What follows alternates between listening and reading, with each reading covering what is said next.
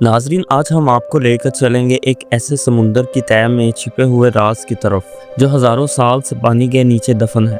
एक ऐसा शहर जिसे देखकर माहिरीन आसार कदीमा हैरत ज़दा रह गए और आज भी दुनिया के बड़े बड़े मुहक्किकीन इसकी हकीकत जानने की कोशिश कर रहे हैं।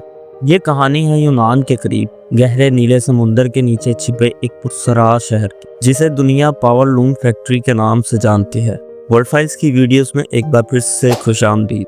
ये सन 1967 की बात है। एक मैरीन माहर निकोलस फ्लेमिंग यूनान के साहिल से चंद किलोमीटर के फासले पर मौजूद एक छोटे से जजीरे के करीब तहकीक के लिए आया। निकोलस को बचपन से समुंदर के राज जानने का शौक था। वो अक्सर अकेला गोता लगाता, नई चीजों की तलाश करता, लेकिन हर बार मायूस वापस लौटता। लेकिन इस बार किस्मत ने इसका साथ दिया। जब निकोलस ने तकरीबन 13 फुट की गहराई में गोता लगाया तो इसे ऐसे पत्थर दिखाई दिए गए जो बाकायदा तरतीब में रखे हुए थे। इनकी शक्ल कुदरती नहीं बल्कि इंसानी हाथों से बनी हुई महसूस हो रही थी। निकोलस फौरन समझ गया कि ये आम पत्थर नहीं बल्कि किसी बड़ी चीज की बुनियाद हो सकती है। अगली बार निकोलस एक मुकम्मल टीम के साथ वापस आया, जदीद आलात और कैमरों के साथ। जब उन्होंने मजीद गहराई में तहकीक की तो वो सब हैरत से देखते रह गए। पानी के अंदर एक मुकम्मल बसा हुआ शहर मौजूद था। पत्थरों की बनी हुई सड़कें, दीवारें, इमारतों की बुनियादें और यहाँ तक के पुराने बर्तन, रोजमर्रा के इस्तेमाल के औजार भी मिले। ये कोई छोटा मोटा गांव नहीं था, ये एक बाकायदा मनसूबाबंदी से बनाया गया शहर था। निकोलस और इसकी टीम को यकीन हो चुका था कि इन्होंने एक कदीम इंसानी तहसीब का सुराग पा लिया है। सालों तक इस जगह पर तहकीक जारी रही, लेकिन जब जदीद टेक्नोलॉजी आई, खास तौर पर सोनार स्कैनिंग, तब जाकर इस शहर की असली शक्ल दुनिया के सामने आई। सोनार एक खास किस्म की आवाज छोड़ता है जो पानी के अंदर चीजों से टकरा कर वापस आती है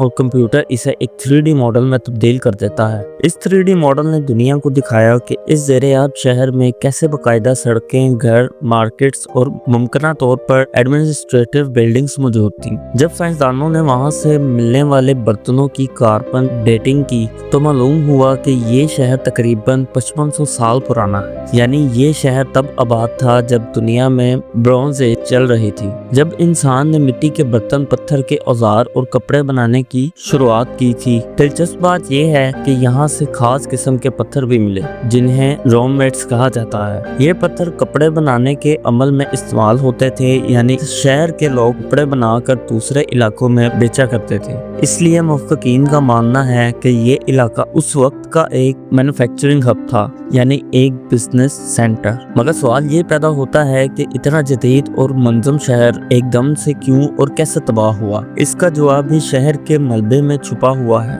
यहाँ के घरेलू बर्तन और औजार जिस हालत में पाए गए, इससे अंदाजा होता है कि लोग अचानक किसी आफत का शिकार हुए। शायद एक जंजला जिसमें जमीन को धंसा दिया गया। अगर पानी का लेवल आहिस्ता आहिस्ता बढ़ता तो लोग नकल मकामी कर लेते, लेकिन यहाँ सब कुछ एकदम हुआ। लोग अपना सामान तक ना समेट सके और शहर समुंदर की गहराई में दफन हो गया। और अब सबसे बड़ा सवाल, क्या यही वो शहर है जिसे दुनिया अटलांटिस के नाम से जानती है? वही शहर जिसका जिक्र 2000 साल पहले अफलातून ने किया था, जहाँ एक ताकतवर कौम रहती थी जो खुद को खुदा समझती थी और जो एक दिन एक खौफनाक आफत का शिकार होकर हमेशा के लिए पानी के नीचे दफन हो गई। अगर ये शहर अटलांटिस नहीं तो फिर वो कहाँ है? और अगर यही है तो क्या इंसानियत की सबसे बड़ी कहानी के राज हमने आखिरकार दरियाफ्त कर लिए? पावर लूम फैक्ट्री आज भी पानी के नीचे खामोशी से मौजूद है और अपने राज संभाले हुए है। हर नई तहकीक एक नया दरवाजा खोलती है। शायद एकदम हम ये जानने में कामयाब हो जाएं कि वहाँ कौन लोग रहते थे, वो कैसे सोचते थे और इनका अंजाम क्या हुआ।